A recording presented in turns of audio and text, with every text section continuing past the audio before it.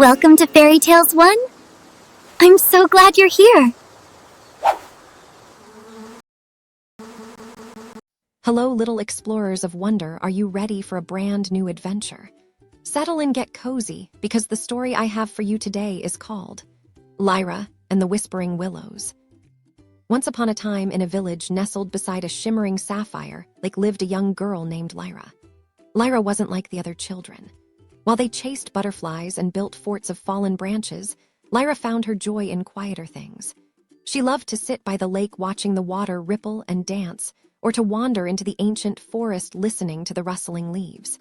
It was in these moments, surrounded by the natural world, that Lyra felt most alive.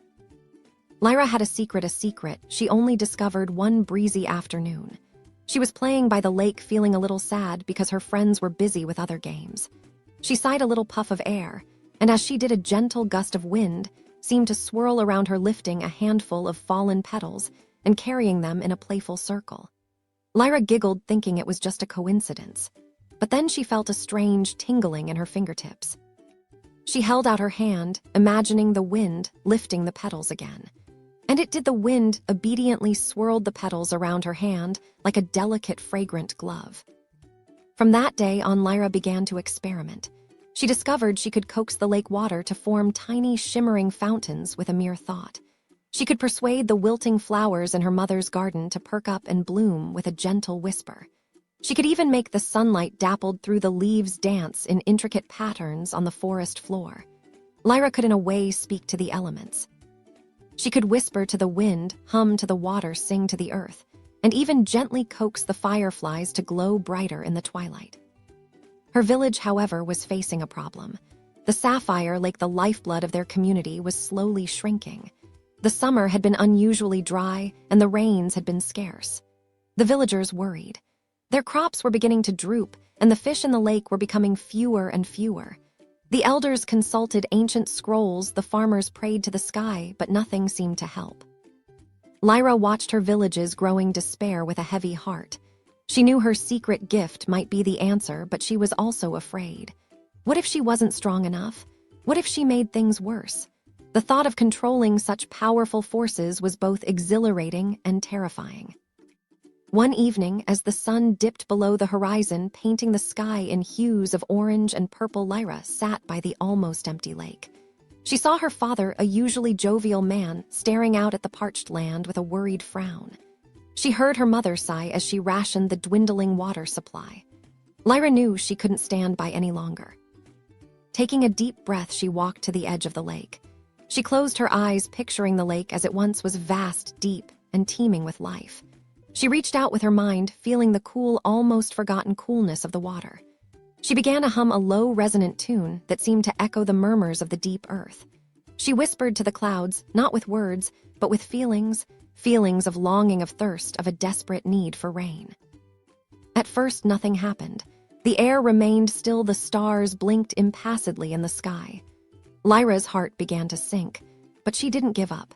She remembered the joy she felt when she made the petals dance, the satisfaction when she helped the wilting flowers. She focused on those feelings, channeling them into her plea to the sky. Then a faint breeze stirred. It was a gentle caress at first, carrying the scent of distant rain. Lyra's eyes fluttered open. A single cloud, small and wispy, appeared on the horizon. She concentrated harder, her breath coming in soft, steady puffs. The cloud grew, darkening as it drifted closer.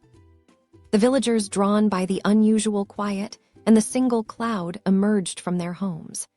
They watched, a mixture of hope and skepticism on their faces, as Lyra stood by the lake, her small figure silhouetted against the darkening sky. The cloud arrived, and with it a rumble of thunder. Then the first drop of rain fell, hitting the dry earth with a soft hiss.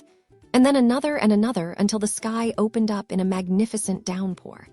The rain pounded on the rooftops, flowed in rivulets down the dusty paths, and most importantly began to fill the sapphire lake. Lyra stood there, her face turned upwards, letting the cool rain wash over her. She felt the power surge through her, not a frightening, overwhelming force, but a gentle, harmonious connection. She could feel the earth drinking greedily, the plants rejoicing, and the lake slowly, steadily rising. The rain continued for hours, a blessing from the heavens. When it finally subsided, the sapphire lake was full again, its surface shimmering under the newly emerged stars. The villagers cheered, their faces alight with gratitude. They looked at Lyra, their young neighbor, with awe and wonder. From that day on, Lyra was no longer just Lyra. She was Lyra, the whisperer of the elements, the girl who brought the rain.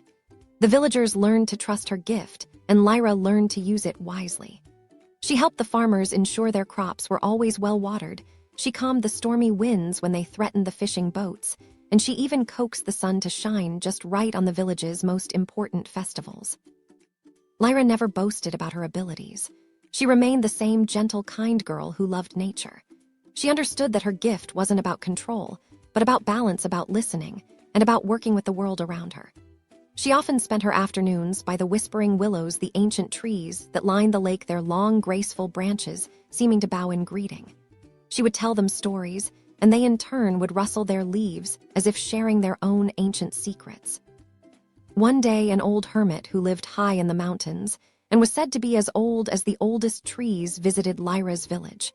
He had heard tales of the girl who could speak to the elements and had come to see for himself. He found Lyra sitting by the lake, a gentle breeze playing with her hair and the water rippling in playful patterns around her outstretched hand. The hermit smiled, a deep, knowing smile. "You have a rare gift, child," he said, his voice like the rustling of dry leaves. "A gift that comes with great responsibility. Remember this, the elements are not your servants but your partners. Listen to their needs, respect their power, and you will always find harmony." Lyra nodded, her heart full of understanding. She knew the hermit's words were true. Her ability to influence the elements was a precious gift, one that allowed her to nurture and protect her village and the beautiful world around her. She continued to live by the sapphire lake, forever connected to the whispers of the wind, the songs of the water, and the heartbeat of the earth. And her village flourished, a testament to the extraordinary girl who could control the elements not with force, but with love and understanding. And with that, our adventure ends, my little adventurers. If Lyra's story made your heart feel as full as the sapphire lake, a little like would be wonderful. And if you want to hear more tales of wonder and magic, don't forget to subscribe so you'll never miss our next story. Until then, dream big and explore your own world with curiosity. See you again, and do like, share, and subscribe the channel Fairy Tales.